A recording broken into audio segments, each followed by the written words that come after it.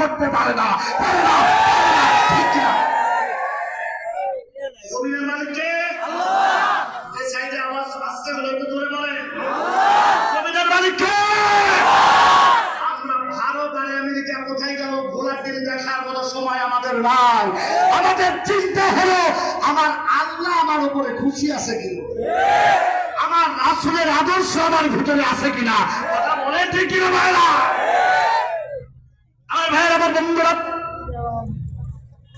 কলিজার টুকরা, ও সিরাজগঞ্জের ভাইরা, ভয় নাই, চিন্তা নাই, আমাদের মালিক একজন আছে।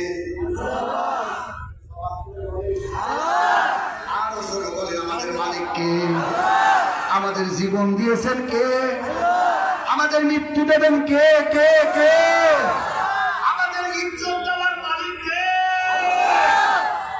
অতএব ইজ্জত আমরা আমেরিকার কাছে ভিক্ষা চাই না, ভারতের কাছে ভিক্ষা চাই না, আমরা ভিক্ষা চাই কার কাছে?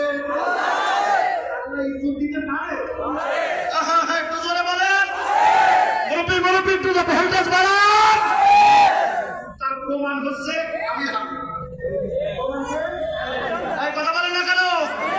3 বছর কারাগারে নিয়ে গেছে। আপনার ভাই ভোল্টেজ নাই? 3 বছর কি আরে জড়াই পেঁচাই মারতে পারো না, ইজ্জত বাড়া দিয়েছে আমার আল্লাহ। এই জন্য কাটার ভিতরে মানুষ